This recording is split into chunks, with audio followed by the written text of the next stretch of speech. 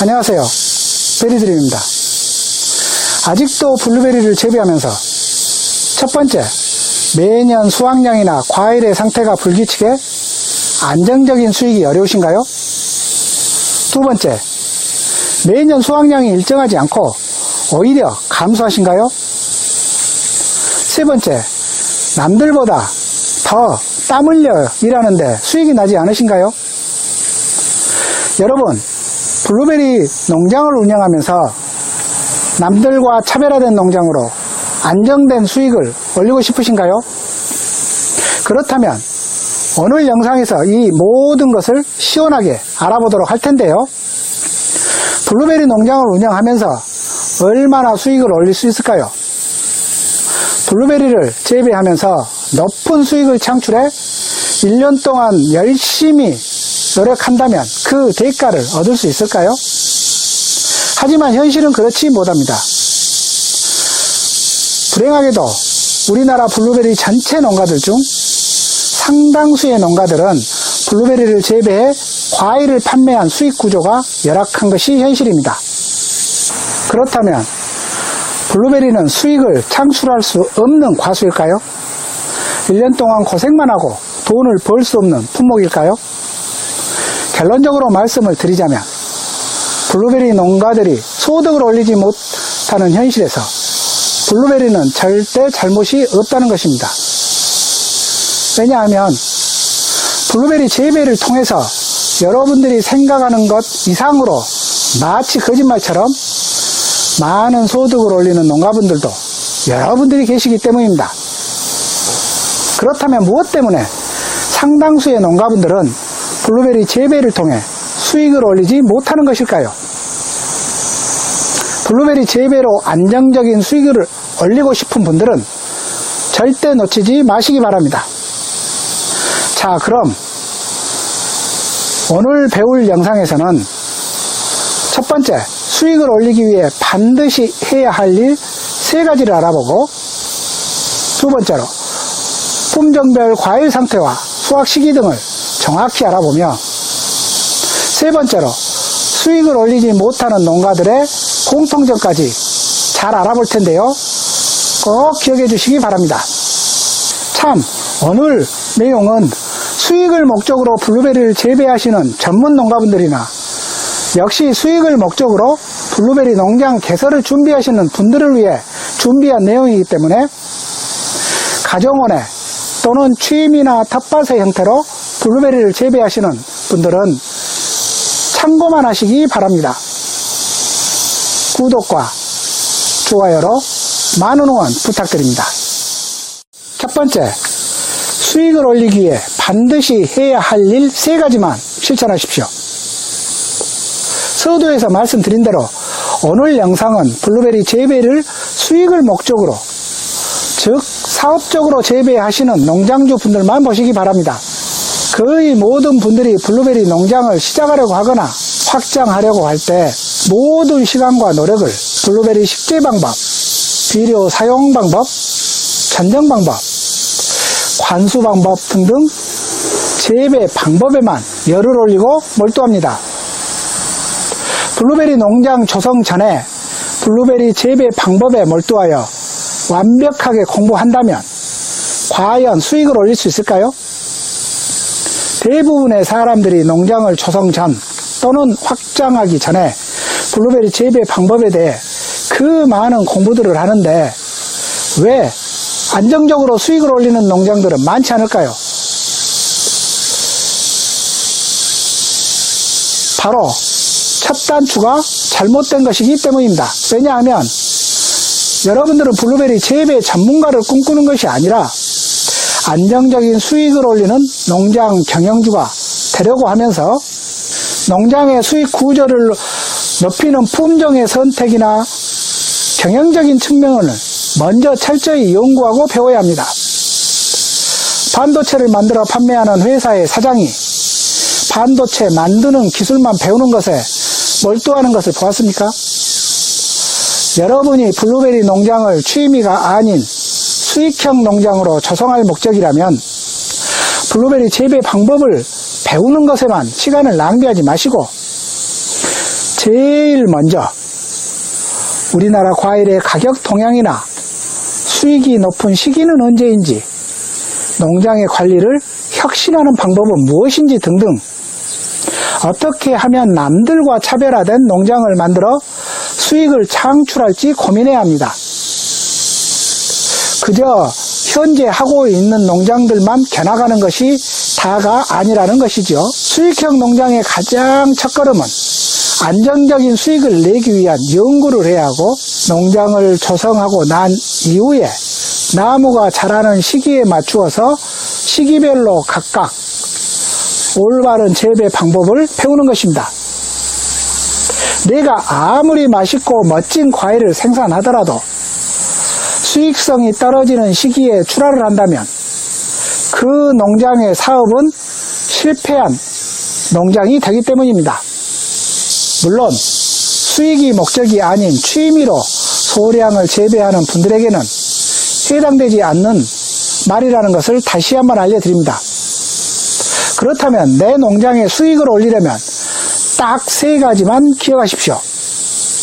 첫 번째, 품종은 무조건 장마 이전에 수확하는 품종을 선택을 해야 하고, 두 번째는 재배하는 수량이 2000주 이내일 경우 품종을 한 품종 내지 2품종 이내로 줄여야 하며, 세 번째, 같은 품종이라고 하더라도 올바르게 재배된 묘목을 선택하셔야 합니다. 과연 이 3가지가 왜 중요한지 알아볼까요?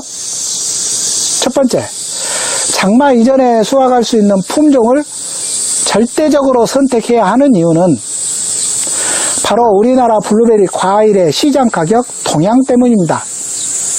6월 22일 이후부터는 과일의 가격이 눈에 보일 정도로 크게 떨어지는데, 그 이유는 우리나라 과일의 홍수출하 때문입니다. 거기에 장마와 집중호우까지 겹치게 되면 소비자들의 소비 심리와 소비 활동이 극도로 위축이 되고, 습한 환경이 지속적으로 과일의 품질까지 떨어뜨려 가격 하락을 더욱 부채질하기 때문이지요. 이 부분은 이 영상 후반에 보여드릴 제 농장 과일 수확 시기와 상태들을 여러분들이 보시면 더욱 잘 아시리라 생각합니다. 간혹 어떤 분들은 어떤 품종은 과일이 좋아서 장마라고 하더라도 잘 견딘다고 하는데, 과연 그럴까요? 모든 과수는 장마철에 잘 견디는 과일은 없습니다.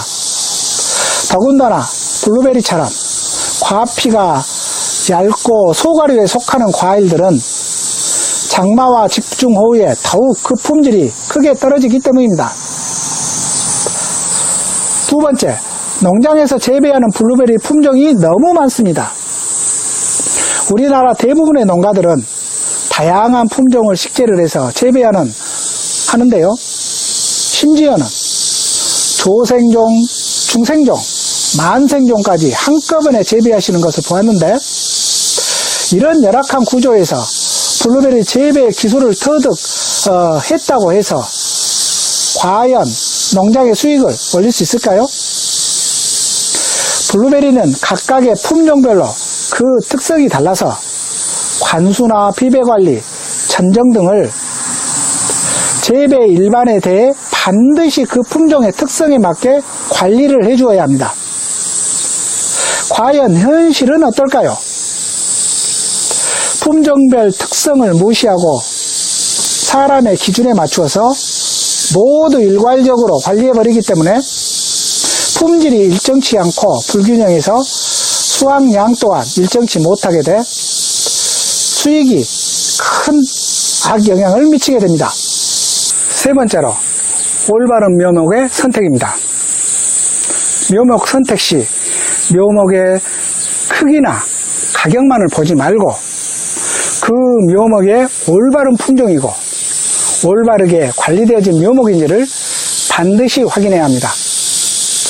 하지만 현실은 이런 것들을 다 무시하고 묘목 가격에 기준이 맞춰져 농장이 조성되는 것을 보았을 때, 여러분들이 조금만 올바른 시점으로 시작을 한다면 얼마든지 남들과 차별화된 농장으로 수익을 올릴 수 있는 농장을 만들 수 있으리라 생각합니다.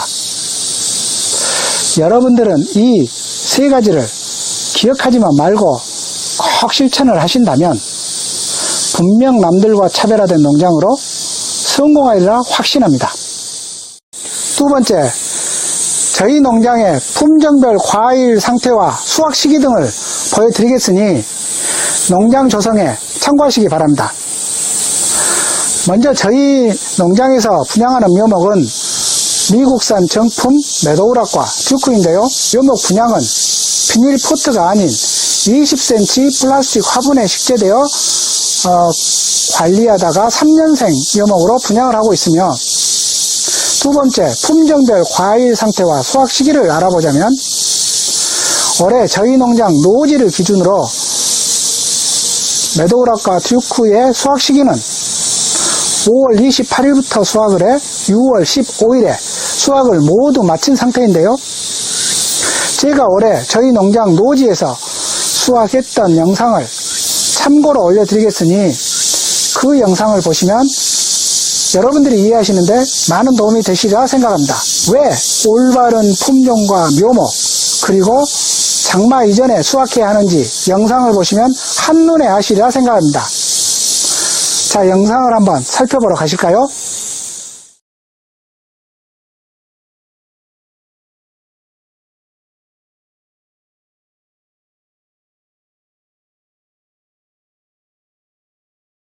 (5월 28일) 현재 노지에서 저희 농장에 미국산 정품 메도우락과 듀크의 과일 익은 상태를 한번 알려드리겠는데요. 지금 5월 28일임에도 노지에서 이렇게 두 품종 모두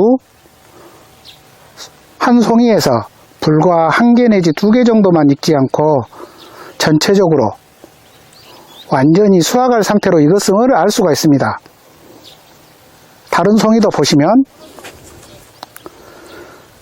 아무 송이나 들어도 거의 90% 가까이 송이 전체적으로 과일이 수확할 상태에 이르렀고요.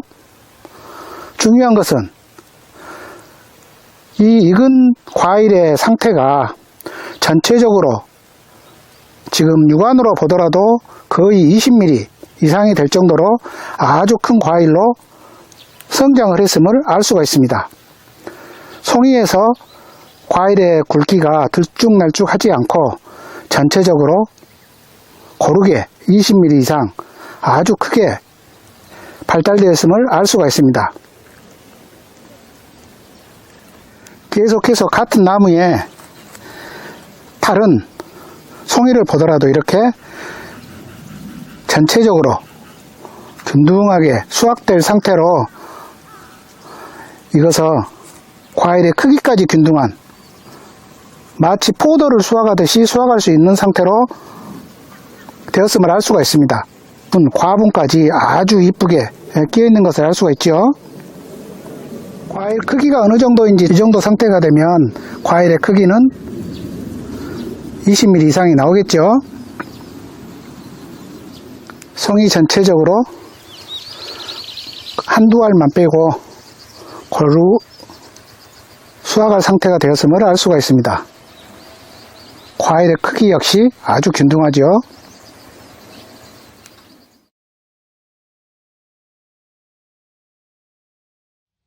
(6월 1일자) 지금 현재 보시는 것처럼 미국산 정품 메도우락과 듀크의 과일 상태인데요. 6월 1일임에도 불구하고 송이 전체가 익었거나 익지 않은 과일은 불과 1개 정도밖에 되지 않고 거의 90% 이상이 전체적으로 수확할 상태에 이르렀음을 알 수 있습니다. 동일한 나무의 과일 상태가 동일함을 알 수 있겠지요.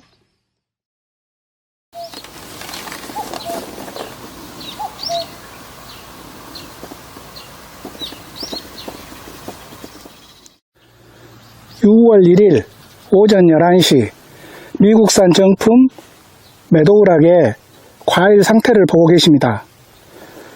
보시는 것처럼 6월 1일이지만 과일 송이 전체가 완벽하게 다 익어서 수확을 할 수 있는 상태이고요. 과일의 크기가 상당히 크고 과일의 표피에 이와 같이 하얗게 분가루처럼 형성이 되어서 멋진 과일을 나타내고 있습니다. 한 송이 전체가 익었기 때문에 수확량도 상당하겠죠. 과일의 크기도 압도적으로 커서 과일의 수확량도 상당히 많음을 알 수 있습니다.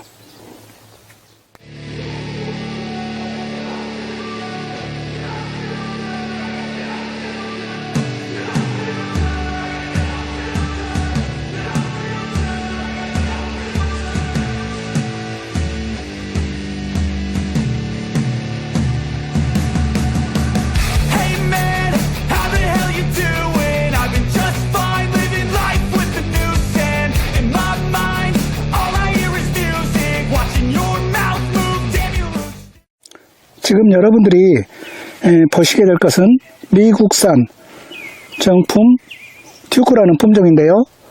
6월 1일 현재의 과일 상태입니다.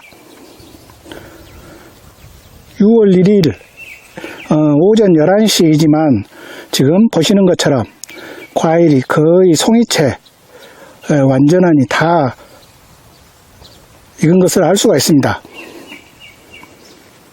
이처럼 올바른 품종이라고 하면 과일을 하나씩 수확하는 것이 아니라 6월 1일이지만 보시는 것처럼 송이째 수확을 할 수가 있음을 알 수가 있습니다. 과일 크기도 아주 크고 단단하고 과일 위에 하얀 분이 이렇게 끼어 있는 것을 알 수가 있습니다.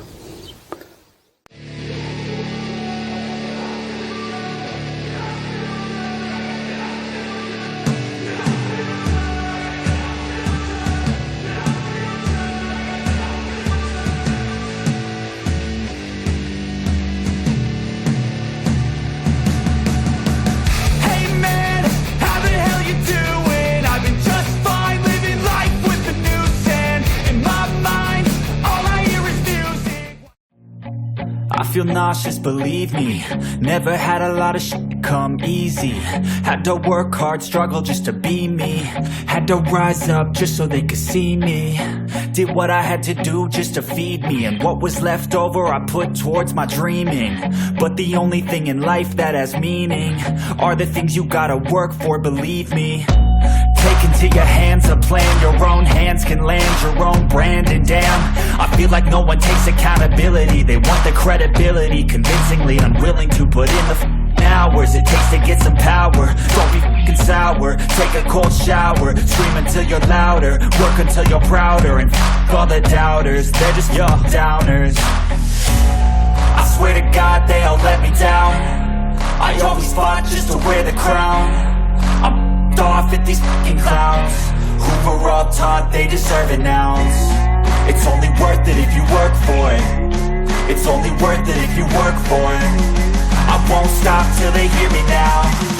I won't stop till I wear the crown.